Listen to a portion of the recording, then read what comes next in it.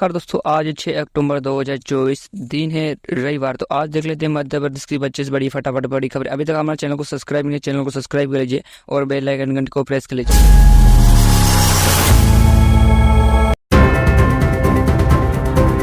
मध्य प्रदेश के विधानसभा चुनाव और लोकसभा चुनाव में जोरदार असर दिखाने वाली लाडली योजना अब जम्मू कश्मीर, हरियाणा, झारखंड और महाराष्ट्र के साथ करीबन हर उस राज्य में महिलाओं को लुभाने का हथियार बन रही है। जहां विधानसभा चुनाव हो रही महिलाओं को सीधा आर्थिक लाभ देने वाली इस योजना की तर्ज पर भाजपा के अलावा कांग्रेस और कई क्षेत्रीय दल वादे कर रहे हैं। महिला वोट बैंक पर सीधा प्रभाव डालने वाले वादों को लेकर राजनीतिक दलों में होड़ की स्थिति है। हरियाणा में कांग्रेस ने भी लाडली बहन योजना का लाभ अलग अलग रूप से दिखाए जाने की घोषणा की है। पार्टी ने महिला को 2,000 रुपये प्रति माह, बुजुर्ग, दिव्यांग और कल्याण 6,000 रुपये प्रति महीने देने का वादा किया है। मध्य प्रदेश सरकार 8 दिन बाद अपने 10 महीने पूरे करी। इस बीच मुख्यमंत्री डॉक्टर मोहन यादव सरकार के कार्यकलाप में गौरव फरमाना बहुत जरूरी है। डॉक्टर मोहन यादव सरकार के गठन के बाद पहली कैबिनेट बैठक जनवरी 2024 को रानी दुर्गावती और वीरांगना रानी अवंतिका बाई के नाम पर जबलपुर में हुई थी। अब 5 अक्टूबर 2024 को वीरांगना रानी दुर्गावती की पहली राजधानी सिंगापुर में बैठक हो रही है। लेकिन क्या सिर्फ एक बैठक हो, योजना को भरने से जनजाति उधार हो जाएगा? वित्त वर्ष 2024-25 में मध्य प्रदेश सरकार ने अनुसूचित जनजाति उपयोग योजना के लिए 40,804 करोड़ रुपए का बजट पारित किया था। वित्त वर्ष 2023-24 से इसकी तुलना कर रही यह राशि 33.56। मध्य प्रदेश के ज्यादातर जिलों में पुलिस की जमीनी अमले संकट है। थानों में स्टाफ की कमी है। फिल्टर के पुलिस अधिकारियों को कई बार प्रिएक्टिव से अमले की मांग भी है। लिहाजा इस कमी को पूरा करने के लिए आगामी 2 वर्ष में 15,000 जवानों की भर्ती करने की तैयारी। प्रतिवर्ष 7,500 पुलिसकर्मियों की भर्ती होगी। इसमें करीब 400 सब इंस्पेक्टर भी शामिल हैं। भर्ती प्रक्रिया में करीब 2 साल से ज़्यादा का वक्त लगता है। 1 साल का वक्त भर्ती निकालने से लेकर पूरी चयन प्रक्रिया और उसके बाद चयन हुई जवानों को पुलिस की ओर से 1 साल का प्रतिशत दिया जाता है। 2028 में उज्जैन सीएस को लेकर भी भर्ती समय से पूरी करना जरूरी है। 2016 में करीब 30,000 जवानों को तैनात किया गया था, जब ज़्यादा जरूरी होती। रतलाम में एक मालगाड़ी के 2 डिब्बे पटरी से उतर गए। मालगाड़ी में डीजल भरा हुआ था। जब इस सूचना आसपास के लोगों को लगी तो वह अपने घरों से बाल्टी और डिब्बे लेकर डीजल लेने जा पहुंचे। इस दौरान सुरक्षा में तैनात पुलिस देखते रह गए और डीजल की लूट चलती रही।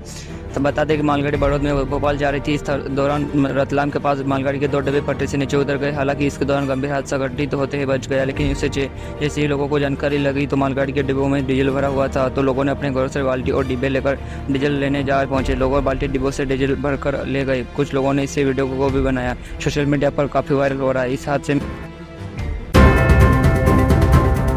ग्वालियर और विजयपुर विधानसभा का उपचुनाव की तारीख की घोषणा होने से पहले कांग्रेस और भाजपा के बीच शरद और मात की राजनीति शुरू हो गई है। कांग्रेस की रणनीति और नवरात्र में चुनाव का वशंकत करते हुए रामनिवास रावत को प्रदेश सरकार ने शामिल किया जाने की नाराज भाजपा के पूर्व विधायक सीताराम आदिवासियों को पार्टी में शामिल कर भाजपा को झटका देने की थी। किंतु भाजपा रणनीतिकारों को कांग्रेस की रणनीति को पहले भाप कर 2 दिन पहले ही नाराज आदिवासियों को साथ हुए कैबिनेट मंत्री का दर्जा देकर कांग्रेस के रणनीति दावों को विफल कर दिया है। प्रदेश सरकार ने सबरित अमावस के दिन आदेश जारी कर सीताराम को शहरिया संघ का सदस्य नियुक्त कर दिया गया। हालांकि भाजपा के संयोजक की रणनीति पार्टी में मुल्क कार्यकर्ताओं को राशि नहीं आई। मध्य प्रदेश के आर्थिक नगर इंदौर के देवी अहिल्याबाई इंटरनेशनल एयरपोर्ट को एक बार फिर बम से उड़ाने की धमकी मिली है। हैरान की बात यह है कि इस साल में यह 4थी बार जब इंदौर एयरपोर्ट को बम से उड़ाने की धमकी मिली है। बताया जा रहा है कि धमकी एयरपोर्ट आर्थिक ईमेल आईडी पर मिली है, जिस बार धमकी देने वाले डाक बेग का इस्तेमाल किया गया है।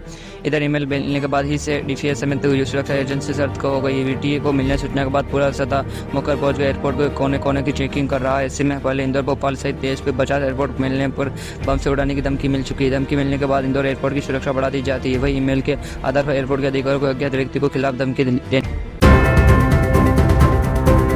मध्य प्रदेश में सभी वर्गों के जरूरतमंद लोगों के लिए सरकार की ओर से कई योजना चलाई जा रही है। इसमें महिलाओं को लेकर पढ़ाई कर रही लड़कियों के लिए महालक्ष्मी का योजना चलाई जा रही है। इस प्रतिभा किरण स्कीम इसका एक बहुत अच्छा उदाहरण। इसके तहत शारीरिक क्षेत्रों में गरीब रेखा से नीचे जीवनयापन करने वाले छात्रों को आर्थिक सहायता दी जाती है।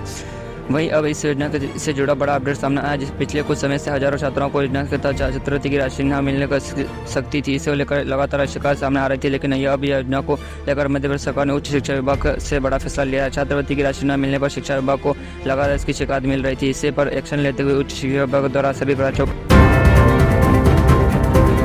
मध्य प्रदेश में बारिश से कस्तलाल हुए प्रदेश के कोर उनको लेकर चल रही मरम्मत कार्य के बीच शुक्रवार को मुख्यमंत्री डॉक्टर मोहन यादव ने लोक निर्माण विभाग पीयूडी के लिए समीक्षा बैठक बुलाई। इसमें विभाग मंत्री राकेश सिंह, मुख्य सचिव अनुराग जैन सहित विभाग के अन्य अधिकारी मौजूद रहे। इस दौरान काम में लापरवाही बरतने वाले 15 कार्यकर्ता यात्रियों को कारण बताओ सूचना पत्र और 156 ठेकेदारों को नोटिस जारी किया गया। वह साथ ही 9 ठेकेदारों को ब्लैक लिस्ट कर 73.30 लाख रुपए राशि जात किए गए हैं। सड़क विकास निगम में अपॉइंट योजना के 3 मार्ग पर निष्प्रकर्ता से टोल अधिकारी वापस लिए गए। इसके साथ ही ठेकेदारों पर 1.30 करोड़ रुपए की दंडवाद कार्रवाई की गई है। मध्य प्रदेश सरकार इस महीने 6,000 करोड़ रुपए का कर्ज लेगी, जिसको फाइनेंस ईयर चौथा लोन होगा। इसके बाद अगस्त 2024 अब तक कुल कर्ज 21,000 करोड़ रुपए हो गया। 31 मार्च 2000 को मध्य प्रदेश सरकार का कुल कर्ज 3.75 लाख करोड़ रुपए से अधिक था। नई कर्ज के साथ अब तक राशि 3.95 लाख करोड़ रुपए से पार हो गई। इसके बाद भी प्रदेश में एक सरकारी वाहन की खरीदी और मंत्रियों के बंगलों पर करोड़ रुपए खर्च किए जा रहे हैं। 1 अगस्त को सरकार ने इस वित्तीय वर्ष पहला ऋण 5,000 करोड़ रुपए से लेने की अप्रत्यक्ष शुल्क 22 अगस्त को इसमें 5,000 करोड़ रुपए का और कर्ज लेने की प्रक्रिया शुरू की है। 1 महीने के बाद ही 5,000 करोड़ रुपए का तीसरा कर्ज लिया गया और इस महीने में अंतिम। मध्य प्रदेश सरकार ने शनिवार को 5 अक्टूबर को होने वाली कैबिनेट बैठक बेहद खास होगी। पहली बार ओपन एरिया में कैबिनेट बैठक होगी। यह बैठक दमोह और सिंगरौली में आज दोपहर में होगी। बैठक को लेकर सीएम मोहन ने कहा है कि राज्य सरकार राष्ट्रीय लिए योगदान के देने वाली वीरांगनाओं को शासकीय याद में कई नए प्रयास कर रहे हैं। इस कड़ी में अब रानी दुर्गावती का सम्मान में दमोह सिंगरौली उनकी जयंती के मौके पर यह कैबिनेट बैठक होने जा रही है। सिंगापुर में होने वाली कैबिनेट बैठक ओपन एरिया में होगी, जो रानी दुर्गावती के शोषण, उनकी कार्यकला और महिलाओं के शक्तिकरण में प्रेरित की। इस बैठक में एरिया का डिजाइन रानी दुर्गावती के किले के भव्य किलों को दिखाई, जिसमें एक किला नुमा प्रदेश द्वारा शिव मंदिर में शामिल है। रानी दुर्गावती की राजधानी रही दमोह जिले के सिंगरौली किले के पास उनकी 500वीं जयंती के सिंगरौली में शनिवार को मोहन सरकार की ओपन एरिया कैबिनेट बैठक हो गई है। जबलपुर में 500 किमी दूर बैठक में आदिवासी किसानों और रानी दुर्गावती शेष प्रोत्साहन योजना को मंजूरी दी जा रही। शक्ति योजना में मोटा अनाज पैदा करने वाले किसानों को कोटी जैसे अनाज 1,000 रुपये प्रति क्विंटल बोनस पर प्रावधान हो सकती है। आदिवासियों के विकास के लिए कई प्रस्ताव को हरी झंडी मिल सकती है। आदिवासी छात्रों को छात्रवृत्ति, आदिवासी महिला सुरक्षा, युवाओं को शिक्षा ले अन्य शिक्षा संस्था भर्तियों में दवा देने के बुंदेलखंड क्षेत्र में सिंचाई का रकबा बढ़ाने वाले प्रयास शामिल हो सकते हैं। पड़ोसी राज्यों में नागरिकों को स्थानीय कारावास। मध्य प्रदेश हाईकोर्ट ने खंडनी धार जिले के कलेक्टर प्रियांक मिश्रा और जिला पंचायत के मुख्य तत्कालीन कार्यपालक अधिकारी श्री श्रीवास्तव के खिलाफ गिरफ्तार वारंट जारी करने का आदेश दिया है। अदालत के आदेश पर पालन नहीं करने पर यह आदेश जारी किया गया है। इस मामले में याचिकाकर्ता ने अधिकारी प्रशांत भटनागर ने बताया कि याचिकाकर्ता मिथुन चौहान ग्राम पंचायत नालचा जिला धार में ग्राम योजना तहत सहायक के पद से पर 25 फरवरी 2017 को स्वास्थ्य खराब होने के कारण वह एक दिन कार्य को उपस्थित नहीं हो सका। एक दिन ही अनुमति के उदाहरण बताते हुए जांच किए बिना सुनवाई का अवसर दिया, उसे हटा दिया गया है। उधर आदेश चुनाव और देते हुए ग्राम योजना का सहायता अपील प्रशासन ने, लेकिन सिंगरौली में आयोजित होने वाली कैबिनेट बैठक के लिए मुख्यमंत्री के आगमन को लेकर 2 हेलीकॉप्टर बनाए गए हैं, जिसमें एक गुबरा के पास बना जहां मुख्यमंत्री आएंगे। स्थानीय कार्यक्रमों में शामिल होने के बाद महारानी दुर्गावती के आराध्य देवी भद्रकाली के दर्शन करते जाएंगे। जिले के जेबरला विधानसभा सिंगरौली में आज कैबिनेट बैठक होने जा रही है। इसमें मोहन सरकार महोदय के साथ उनकी पूरी कैबिनेट बैठक मौजूद रहेगी। इसके चलते पुलिस की सुरक्षा व्यवस्था भी काफी जांच चौबंद है। इसके साथ ही ट्रैफिक व्यवस्था में भी बदलाव किया जाएगा। सतह और बैठक के दौरान दमोह और भावना और जबलपुर के गुब्बारा से बड़े वाहनों को एंट्री सिंगापुर मार्ग पर नहीं होगी, केवल 4 पहिया वाहन ही प्रवेश कर सकेंगे। इसके ग्वालियर में डेंगू का प्रकोप सितंबर माह में तेजी से बढ़ा। हालांकि यह हो गई कि हर दिन डेंगू के मरीज हर क्षेत्र में सामने आ गए। 8 महीने दिन में डेंगू के मरीजों की संख्या 851 है। वहीं सितंबर माह में डेंगू के मरीजों की संख्या 574 पहुंच गई। इसमें मरीजों को % 63 रहा है। बच्चों की संख्या सबसे ज्यादा रही, जबकि वित्तीय साल सितंबर माह में महज 152 डेंगू के मरीज सामने आए थे। इतनी संख्या में डेंगू के मरीज बढ़ने से केवल स्वास्थ्य विभाग बल्कि नगर निगम के अफसरों को मच्छरों की रोकथाम करने का पसीना आ गया है। जानकारों को कहना है कि अक्टूबर माह में डेंगू का असर देखने को मिलेगा। अक्टूबर माह में 3 दिन में 59 मामले सामने आ चुके हैं। हालांकि ये